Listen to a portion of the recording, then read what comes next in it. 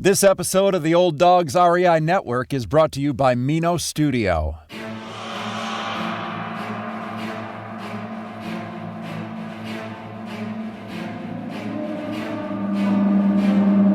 In a world where jobs are how most people make money, one man, one desire, one challenge dares to break the mold. Welcome to the Old Dogs REI Network, where we don't work for money. Money works for us. Coming soon. Viewer discretion advised.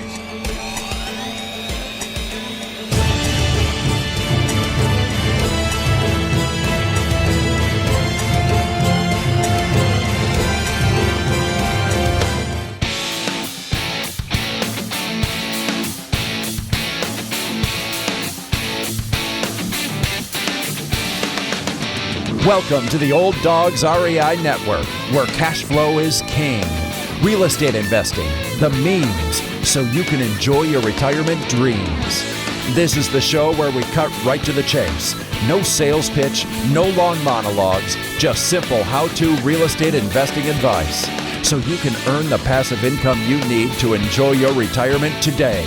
And now, your host and chief old dog, Bill Manacero. Welcome to the Old Dogs REI Network. I'm your host, Bill Manacero, and this is the show where 50-plussers and anyone else who wants to join us get solid, no sales pitch real estate investing advice to help generate real cash flow. This podcast airs twice weekly on Mondays and Fridays, and if you aren't already a subscriber, go to iTunes or Apple Podcast, type in Old Dogs, spelled D-A-W-G-S, find our podcast, and subscribe. Well, we have a fun show for you today. This is an area we're going to talk about that we really haven't talked about specifically. I mean, we've kind of glanced over it in the past, but we're really focusing on it today. We're talking about industrial commercial real estate. And this is a hot area right now. So, whereas office buildings and some other commercial entities, retail and so forth, are going through some real tough times, this is an area that is booming right now. So we have an expert here. His name is Michael Hernandez, and he works as a commercial real estate broker in Los Angeles, right down the street from me here, with Lee and Associates, one of the nation's largest agent-owned commercial real estate firms. Michael specializes in multi-tenant and single-tenant industrial properties and land. He advises clients with in-depth market knowledge and strategies to achieve their real estate needs, including expansion, consolidation, disposition, and exchange. Within the first 6 months of starting his business, Michael closed a transaction that resulted in a $12 million industrial deal. Michael lives in Cypress, California with his wife and 3 children. They enjoy bike riding at the many beautiful beaches Southern California has to offer. Well, Michael, welcome to the Old Dogs REI Network. Bill, thank you for having me. I appreciate this opportunity. Oh no, it's great. Well, you're not an old dog, so I'll make that clear right now. We do allow young pups on the show, but you've got a long ways to go here to reach that status. But hey, we're not going to hold it against you, okay? You know, not a problem. Yeah, I'm really excited to hear from you. We kind of start off though just letting our guests kind of give us their background and how you end up in this type of real estate, and I know it sounds like you grew up in the Southern California area, and just kind of give us just a little rundown on who Michael Hernandez is. Yeah, absolutely. Actually, I grew up in the Bay Area. My family and I moved down to Southern California about 4 years ago. I'm actually a Bay Area guy. Oh, okay. Oh, we won't hold that against you. No problem. Not a problem. So actually, yeah. Prior to me getting into commercial real estate, I was in the construction industry. I was doing commercial HVAC installations. So I was working on these industrial buildings as opposed to leasing or selling them. And normally I'm not accident prone, but when I was in the commercial, or when I was in the construction industry, I started getting hurt on the job. I almost fell through a roof, but prior to falling, was able to catch myself. Before then, I had another accident where I was working on a ladder, and I didn't realize that the ladder was faulty. And about 4 feet up, I had just cut into a metal duct. I had my arm in the duct, and when I reached for my flashlight, the ladder swung out underneath me. Oh, And gee. yeah, and I ended up hitting the duct. And when I hit the ground, I thought I severed a nerve because my arm was numb from my elbow down to my pinky. But I was fortunate just to have a pinched nerve instead. But Man. yeah, during that time, though, my wife was pregnant with our third child. And after that accident, she's like, I think it's time for you to use your education and get a different job. I was like, yeah, I think that's probably a good idea. So again, just saying I'm not usually accident prone, but I believe a week or so after that accident, I dislocated my shoulder body surfing. Oh, jeez. Oh, man, it was not your year. Gosh. It was not. So I think there's a bunch of things that led up to maybe slow down a little bit and reevaluate.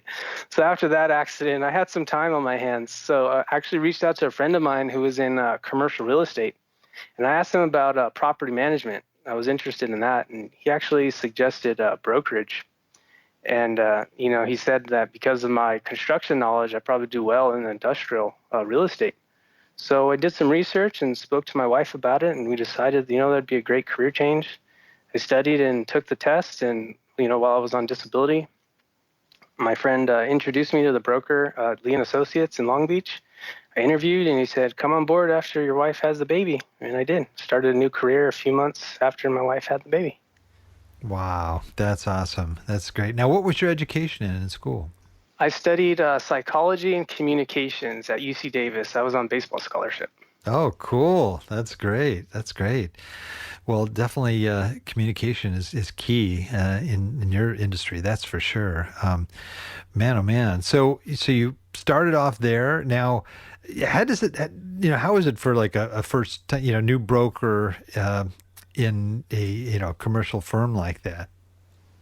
It was an adjustment. I did have the knowledge of the buildings, but it took me, a transition period to understand the business and see the relationship part of the business. Prior to the construction, though, out of college, I did have a few sales jobs along with some administrative jobs. So I wasn't totally foreign to the meeting people, communicating, and that aspect of the business. So it was just a matter of me, remembering those or building up those skill sets again as I started talking to individuals about, their real estate needs and just building those relationships. Yeah, that's a big part of it, I would imagine too, that you're starting in a brand new industry. So what do you do? Just basically just get on the phone and just start pounding the pavement, right? Yeah, I actually was partnered with a team, and they were telling me, hey, go out, go cold call, knock on doors, pass out flyers, get on the phones, all the fun stuff that these brokers like to do now, right? Cold calling and all that.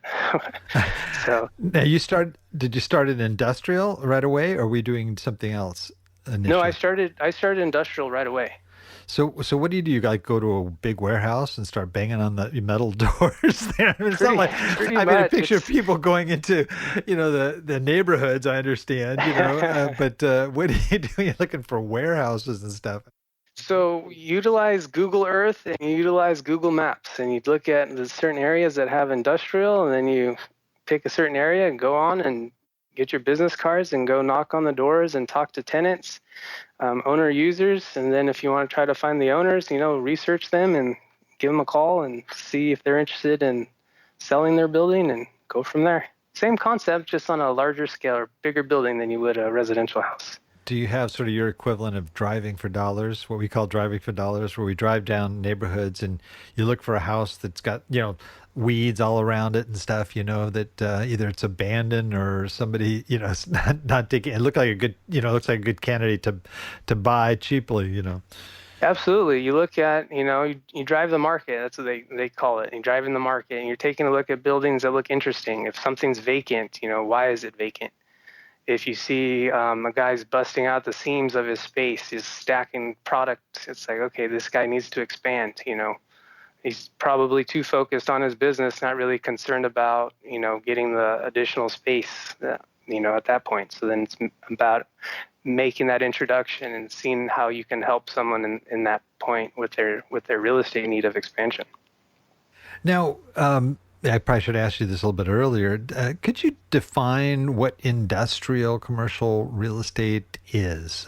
What falls into that category?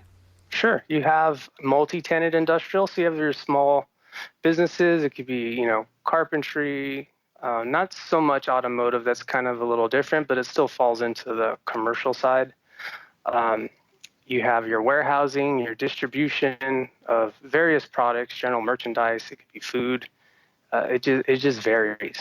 And then you also have the land aspect, where you have trucking companies that need to park containers or park their trailers. That falls into the industrial market as well. Logistics.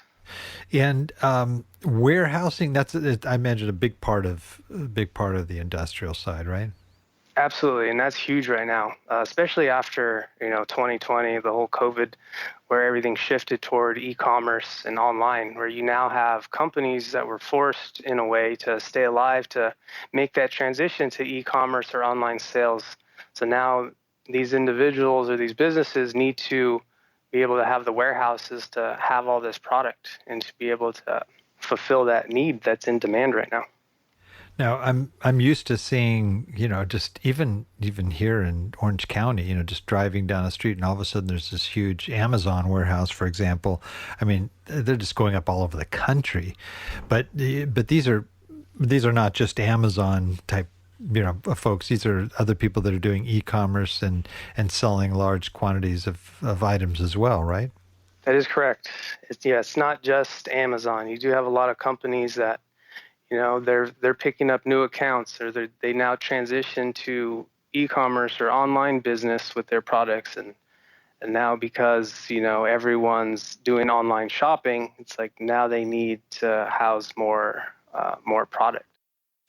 Now you're at the Long Beach area. For people that aren't familiar with Southern California, I mean, I imagine would be a pretty hot area because of the Port of Los Angeles that's right there in San Pedro, right? I mean, I would imagine in terms of items coming in off the boat, that moving it into a warehouse that's close by would be a real premium, I would think.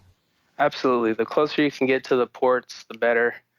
And especially around those areas that would allow truck parking. Those are definitely hot areas. Right. Tell me about, you got started in this. Now, you've been doing it for how long? I'm in my third year in the business. Awesome. And you mentioned some of these other areas maybe you could help define too, in terms of, you're talking about expansion, consolidation, disposition, and exchange. How did those affect you? Now, expansion, I could probably figure they need more space, right? But what are some of the other areas? Sure. We have individuals, they may need a downsize. So we come across those where they were in a bigger space and they did take the hit because of COVID. So, that 50,000 square foot building they were in, they, because of COVID, now are able to do their business at, 25,000 square foot building. With building owners, there's so much change going on right now. And, you may have I've come across owners who've told me, like, I'll never sell my building. And then months later, I see it on the market, and it's like you don't know what happened with this, that individual, and I've come across that too, where someone may have passed away or that owner passed away, building goes to the spouse or the children, they don't want to deal with that anymore, so they're looking to sell an asset.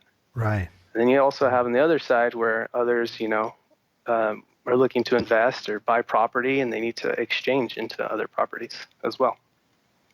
Yeah, I think one thing that people don't maybe understand or look at, that's very obvious is, how do people make money off of these, these industrial properties? Because, it's easy to look at an apartment building and figure out, people are going to pay X, dollars of rent each month, and you can kind of calculate, the square footage and so forth.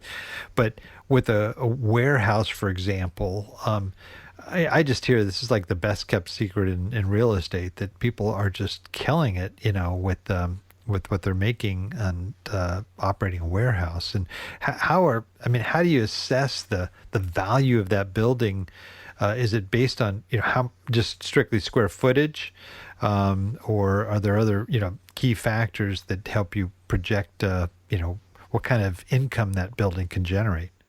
Yeah, absolutely. You take into factors, the neighborhood, the area, how close there are to freeways. The closer you get to the ports, the more premium or pricier the price is per square foot. Buildings that have dock high, those are a high commodity. Buildings that have smaller square footages, 10,000 or square foot and less, that have dock high, those are extremely valuable because not a lot of those buildings exist. Same thing with land.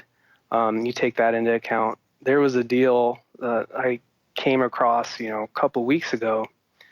It was on a corner lot close to the port in the city of Wilmington, and this particular lot would allow for truck container parking. And they brought it to market. The listing brokers had brought it out to market on a Thursday. By the following Tuesday, they had 5 offers on it. Man. Yeah. I mean, and then like the pricing for that, and people will pay because those are premiums right now because there's so much demand for the logistics, these containers. And so it's like rent on the land used to be around 35, 45 cents. Now you're seeing where, they're willing to pay 60, 65 cents a square foot on the dirt.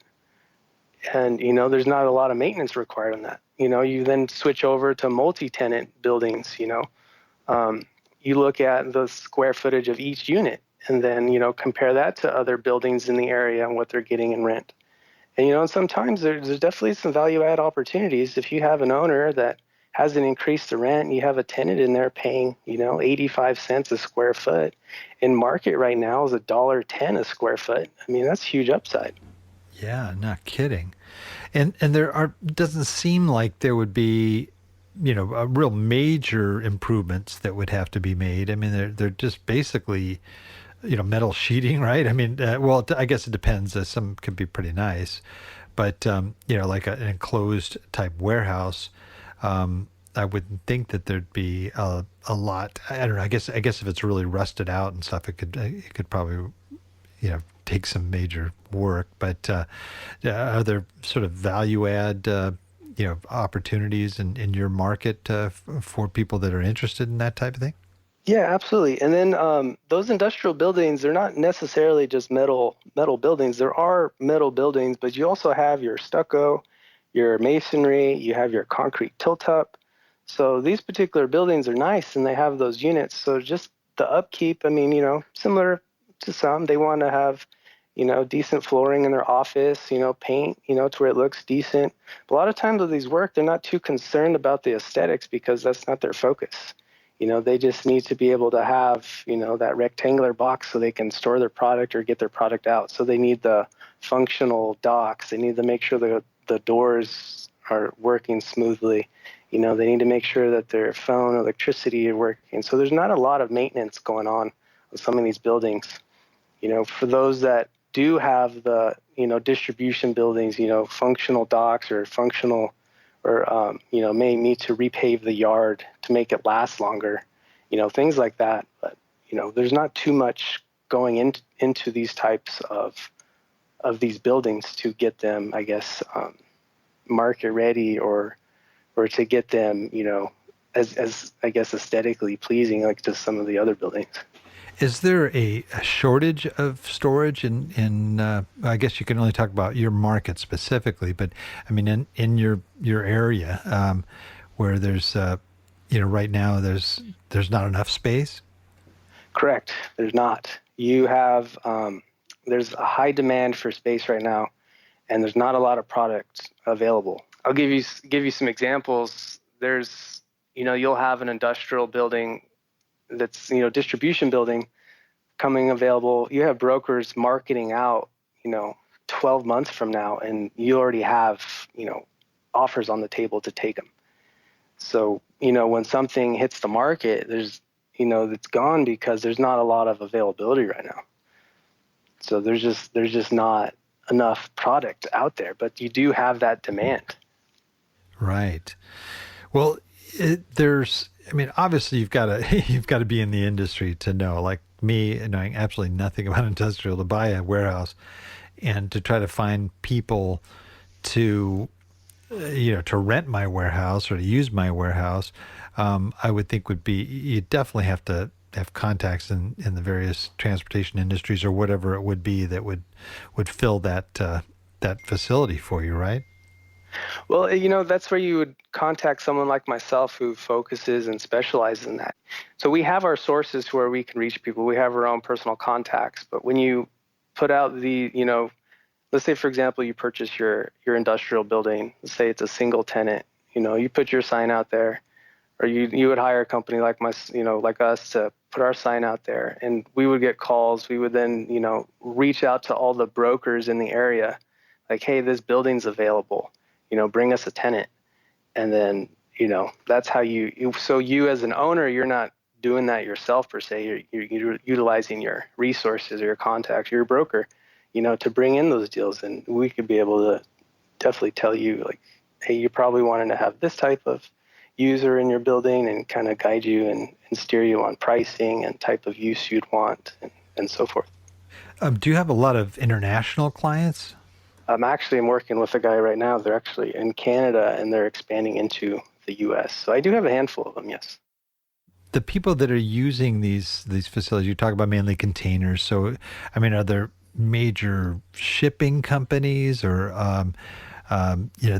that are looking for this space? I would imagine all the time, right? To be able to unload their product off of the big freighters that come and deliver those things. Tell me a little bit more, sort of the operational side of that. Sure. You have that's one aspect of the industrial. You have the logistics side, those that have the trucks, the containers, and they go to the distribution centers. But you also have, your small businesses. You have the company that makes, widgets. They need to have a warehouse and a space to store their widgets and sell those. Then you have another company, clothing company. They need a space to make their clothing. So they fall into the industrial. So it varies across, screen printing, that's another aspect, or printing companies, they need the warehouse so they have their machines so they can print, the paper. So there's various aspects of the industrial that, that it's not just the logistics side. That is one facet of it, but you do encompass a lot of different companies and industries and uses. Yeah, so maybe they're ordering, offshore stuff too, I would imagine. And yeah, it could be just somebody that's doing local business that just needs space, right? Correct. A considerable amount of space. Interesting. So you're, you mentioned if you got somebody that owns the facility, people can contact brokers to find tenants. Are you talking about brokers like yourself that would know the tenant side as well? Correct. So like for me, I do both the tenant rep, landlord rep.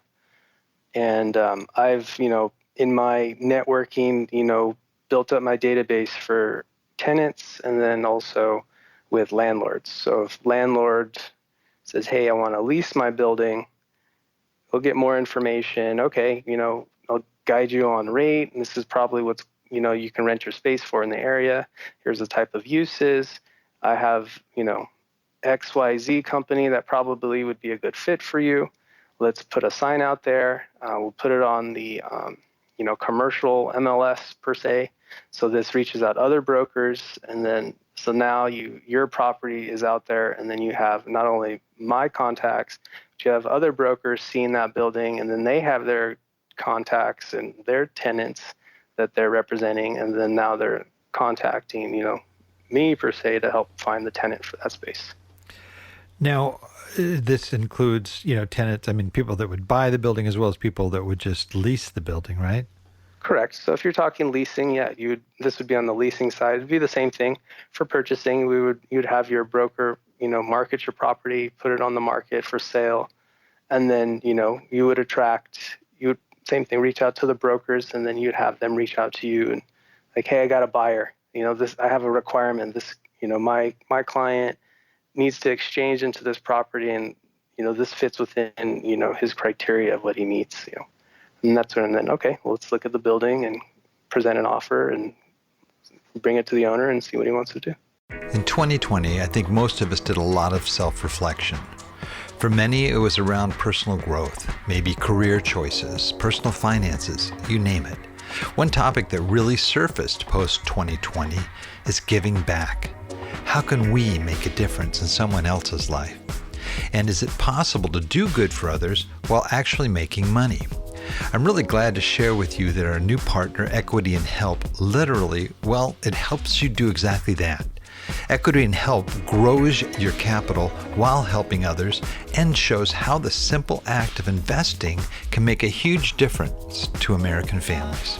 In addition to their 8 to 12% average return, which is a reward in itself, Equity and Help makes it possible to help a family in need.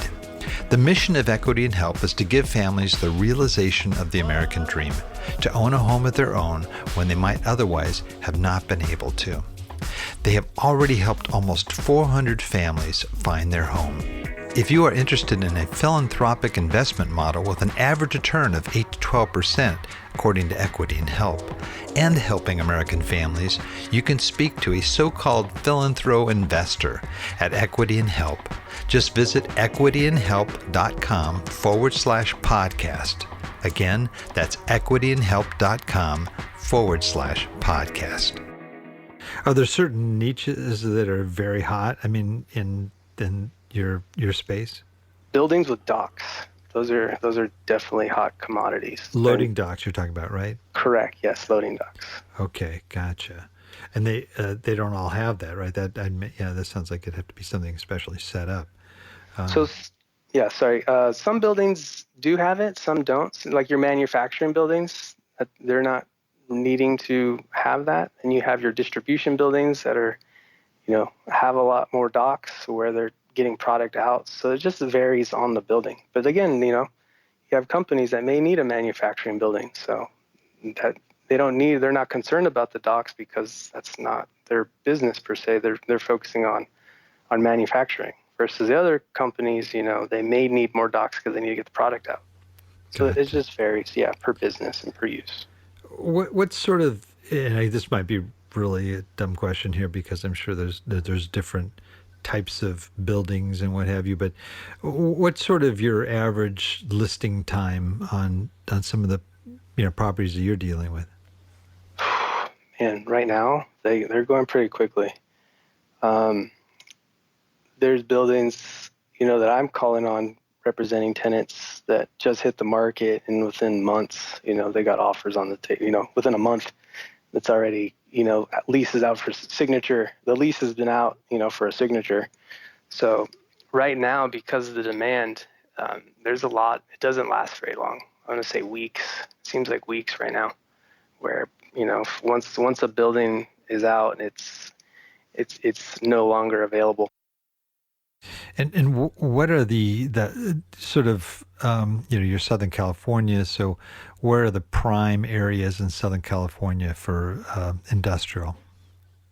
Industrially, probably closer to the ports. So certain cities, you got the South Bay market, you got Compton, Rancho Dominguez, you got Carson, you got closer to the ports, you got Wilmington, and then you can go further up to mid-counties area, Paramount. Santa Fe Springs is another big industrial spot. And obviously, you can go further, going toward the Inland Empire. There's a lot of industrial out in the Inland Empire. But, my focus is more on the South Bay market. Right.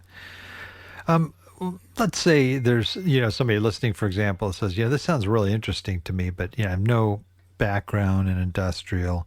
But, it sounds like as far as a type of real estate to invest in, that there might be some great opportunities.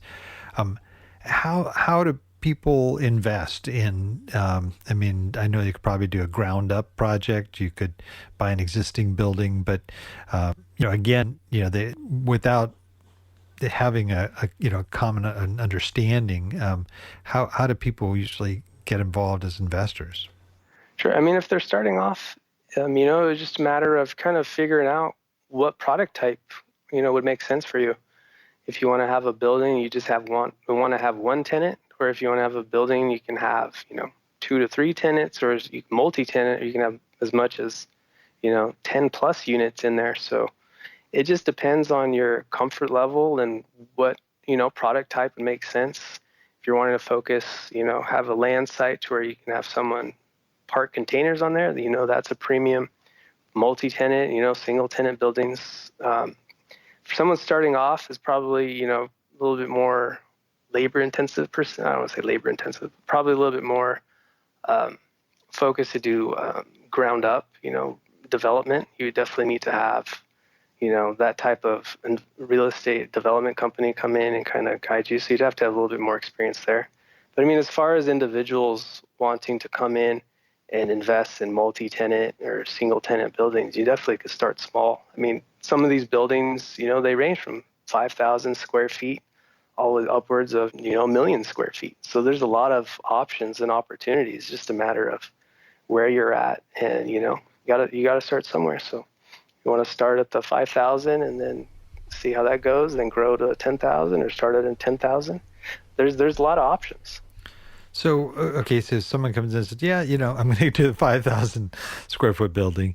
Don't they have to, then think, well, what would this building be ideal for product-wise, or, the type of company that they would appeal to? Do they do that kind of research to really look at, considering its location and its square footage? What would be a hot place to go? What would you do with it? If you bought that 5,000 square foot building, what would you do with it? It depends where it was located. Obviously, if I got it closer to the port, closer to the ports is like I mentioned earlier, is where you have more of a premium. But it just depends on the location. Is it close to a freeway? Is it close to one of the major freeways, for people to access those buildings? Is this type of building, is it, what type of business is this ideal for? Is it better for, does this have street frontage where you do have your warehouse, your industrial, but it almost has like a faux retail look to where it's drawing customers in because you're doing wholesaling. So it just depends on the location, and then it can, based upon that, you can kind of, get better guided on type of business that would do well in that location. And that's where like someone like myself would like, okay, this particular type of business would do well. I know someone in that industry who probably would buy that building or lease that building. Right. And it's usually people that need a fair amount of space, obviously, or that kind of open space that, you provide in industrial type building. Well, what kinds of, mistakes would you say, investors make? I'm sure you've seen, success stories as well as people that maybe, made some big mistakes that want to get into this space, but, maybe they do it wrong, for example. What would you say is a common mistake that you've seen investors especially get into? Waiting. I've seen that actually with 2 examples. I had one client that was looking at it to purchase a building. Building was around $3 million, and then COVID hit, and he's like, "No, I'm going to wait." And that same building ended up being sold like a year or so later for like $6 million, and or being listed for like $6 million. So I'm like, hey, it's there if you want it, but when you looked at it, it was $3 million or $2 million less. Crazy. And then I had another guy where he was like, I talked to an owner. He was like, yeah, I bought my building, at the time for like $150 a square foot. And he's like, and I thought I got ripped off. I was like, and he's like, I'm so glad I bought it when I did, because his building's now worth, $220 or so more, or $220 a square foot now. Wow. So he's like, I'm glad I bought when I did. So just because, because we're in the times, there's still opportunities out there. And that's why it helps, to talk to brokers like myself to kind of guide you and like what's going on in the marketplace. And if we're saying, hey, this is probably a good time to buy, prices, during this whole COVID, we've seen prices continuing to rise, which is it's interesting. The market that we're in is very interesting, and it's continuing to grow. It's continuing to rise and thrive. So if there is an opportunity, it's probably a good time to take advantage of it. With investors, that have been very successful, what are some of the things that really stand out as something that gives you an advantage in this industry? Well, one of the things is, they take advantage of the opportunities they see. They're not waiting. They're looking at opportunities, and they're not afraid to make offers. And see what happens. I've had some clients that made some offers that were significantly lower than the asking, but owner or the seller, they worked out an agreement where they came something in the middle. Others where they made an offer and they decided to go a different direction. Seller decided to go a different direction, but that deal fell through, and now they have an opportunity again. Their offer now resurfaced. So it's just a matter of sticking to your investment criteria and what works for you, and just following up and making offers and taking advantage of these times. Great.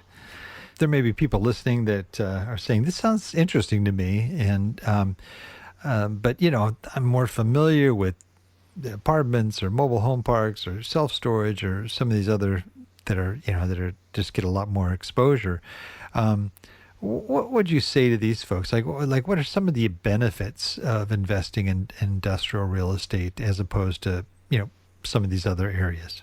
I'm glad you said that, because the industry right now, industrial market is thriving. The industrial market has no sign of stopping. I read an article recently where 1 billion square feet of industrial space will be needed by 2025 because of the increase over the last year with online sales. So, Wow. there's definitely a need for warehousing and distribution. But, to get better educated, talk to industrial brokers like myself. We'll be able to educate you on what's going on in the marketplace, what kind of buildings, there's opportunities there. You'd mentioned, public storage. I spoke to an individual that's where he likes to invest, and he builds, public storage or those storage units, storage places. So if they have something there and they're interested in selling, I have a connection with that type of work also. So it's not just like industrial, it kind of encompasses like commercial, but there's definitely an opportunity within the industrial right now because of the market. Do you see people converting industrial into other types of things like self-storage or other types of real estate where there's a stronger demand? Yeah, you do have those that you do have older buildings, and seller wants to sell that property. Those individuals that have the public storage will buy those sites, not necessarily for that building, but because of the location and the square footage of the land, to where they'll tear it down and then they'll build new. Do have a lot of real estate developers doing the same thing, buy older buildings and tear them down and build new. Right, just to convert the usage, huh? Correct. Wow, that's great. That's great. How would somebody go? Well, I guess you kind of answered that question. I think it's saying how would somebody go about learning about this? And you're saying really talk to a broker, and you would share what the opportunities are and what are the what kind of investments required and so forth. But I feel like there's definitely an education component here, especially for people like myself that have no idea, how to enter into this space. You'd definitely want to get educated on it, I would think. Absolutely, and that's why it helps to meet people and network and talk to individuals within that marketplace to learn about that industry, because like I had mentioned, there are definitely a lot of opportunities aside from the multifamily or the public storage or the motor homes. Sometimes it's not as management intensive either, but it still still generates a good rate of return also. Well, that's what I think, as I'm listening to you, it sounds like one of the appeals is that there wouldn't be as much required here. Even self-storage seems like it might be more involved than owning a warehouse, for example, where somebody else is totally doing everything. They're just renting your space, but you really don't have to do anything except collect rent, I would imagine. Correct. And then I'm sure there's times where, you'd be, it depends too, like how you structure the lease. You can have leases where, your tenant covers certain aspects of the unit itself, where it really is not on you as the owner. So it all varies, and there's definitely a lot of opportunities. And yeah, you may have your moments where you'll have to do some work on the building, but it's not as much compared to other product types. Right. Gosh, it seems like you're definitely in a great space, and you're well educated about it as well. What is your plans for the next 5-10 years down the road concerning what you do? To grow. That's my plan. There's a lot of people out there with real estate needs, and I'm learning that more and more. And I want to help as many people as I can. 2020 definitely affected a lot of people. Those who were able to thrive in the business, and those needed to make some changes. So then you also have the other side too. You have a lot of companies acquiring properties. Real estate development companies looking to build. I recently got in contact with multifamily developers who were asking me to help them find industrial land so they can entitle it and build. I mean, I had conversations with companies that were telling me they had, tens, if not hundreds of millions of dollars to spend in 2021 for multifamily development. I've had logistics owners telling me, developers like, hey, find me some sites. So there's definitely a lot of opportunities, for principals as well as companies as well to, that they have those real estate needs. And I'm trying to, get the information and help as many people as I can. Yeah, that's great. That's great. Well, we are kind of caught up on our time here. I didn't realize it. I looked down. I go, gee whiz, man, we're zipping by here. But we have a section we call our Wrap It Up, and that's where we ask you a series of different resources that you have accessed, and might be something that our listeners might be interested in. So if you're ready, are you ready to go ahead and wrap it up? I'm ready. All right, let's do it. Favorite real estate book? I'd probably say Rich Dad, Poor Dad. That's what got me excited about real estate, and I like that book. It was a good book. That was my top of my list too. How about just a general business book? How to Win Friends and Influence People. That book is key because it tells you or teaches you to, be genuinely concerned about other people and to listen. And when you do, you become influential and people like you. And people like doing business with people they like. Mm-hmm. So to me, it makes sense to, listen and, be genuinely concerned with others. It's definitely a huge aspect, not only in business, but, life itself. Oh, that's great. How about the most valuable website for success for you personally?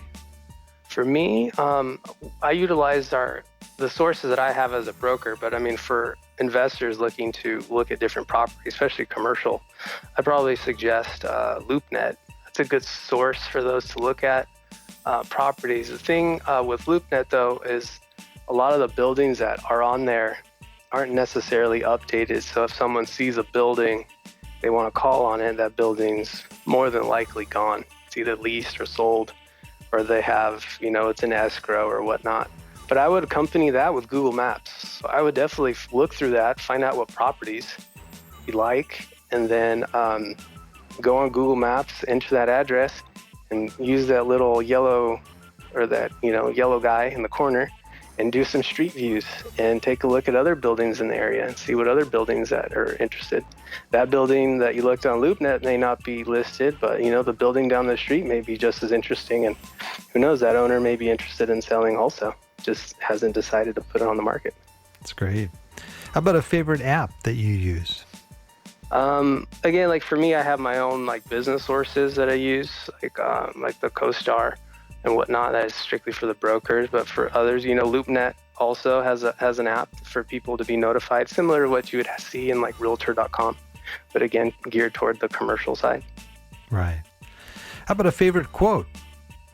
I'm going to quote, the very wealthy King Solomon. I really like this. It's actually, I think, goes well with, just what like for me personally, and I think what your investors are trying to do is wealth gained hastily will dwindle, but whoever gathers little by little will increase it. That's great. So that's the key to building wealth, right? Little by little. They're one of the wisest guys that ever existed. That's for sure. Definitely. And how about this one? This is kind of an interesting one. I don't know if you've had much thought on this, but let's say you lost absolutely everything, all your assets, and all you have left is what you know in your head and the contacts you have, and $1,000 in cash. What would you do to relaunch your real estate business? I would hire a virtual assistant. That's what I would do. I would hire a virtual assistant to, I would first of all gather a list with owner information, contact, hire a virtual assistant to then make cold calls and reach out to these owners, set appointments for me while I'm also doing the same thing. Try to double it. That's good. Good approach. Wow. Well, this has been really, really great. Some good information here. I'm sure there's folks that are listening want to maybe hear more from you or ask you some questions. What would be the best way for folks to reach you, contact you? Either way, phone or email. They could reach me at 310-965-1749 or M Hernandez. That's MHERNANDEZ. That's at LEELALB.com. And one of the things I wanted to share with you is right now I'm actually partnered with a senior broker in my office, and this guy, he knows his stuff. He's been doing brokerage for 40 years. So he focuses on industrial, but he also knows multifamily and office as well. And right now we're offering a complimentary professional broker opinion of value for industrial properties. Because of the demand and what's going on in the industrial market being so hot, we want to reach out to these owners and, inform them, let them know what their building's worth on a for sale and for lease basis. And if someone wants more information on the industrial market, we put together a brief industrial report, which I'd be happy to email and send as well. God, great stuff. Well, thanks. Appreciate that. Wow. Well, this has been awesome, Michael. I can't thank you enough. We have a tradition here, though. We'd like our guests to close us out with their best old hound dog howl. I'm sure you've been practicing all week, so you should be ready for this one. But are you ready to close us out with your howl? I am ready, and it's funny because I was practicing. Actually, was practicing with my son before putting him down to bed yesterday. I love it. That's great. Well, let her rip. All right, here we go. Oh! All right. Good job. All right. Well, thank you so much, Michael. Really appreciate you being on. Great area here, and great just getting to know you. Well, Bill, I appreciate the opportunity. Thank you again for having me. Well, it's my pleasure, and I want to thank all our old dog listeners out there, too, for joining us. I know there's a lot of other things you could be doing right now, but the fact that you've taken the time to join us means a lot, and we really appreciate it. Please note everything that Michael talked about today will be presented in detail in our extensive show notes at the Old Dogs website at olddogsreinetwork.com/blog. And you're going to look for the episode with Michael Hernandez. Well, that is the show for today. Remember, cash flow is king and real estate investing the means. Until next time, keep moving forward and may God bless. Thank you very much for visiting the Old Dogs REI Network. We would greatly appreciate if you would stop by iTunes and let us know what you think of the show. We would love if you could subscribe to the podcast, give us a 5-star rating, and write a review. The more ratings and reviews we receive, the more visible the podcast will be to others. Thank you.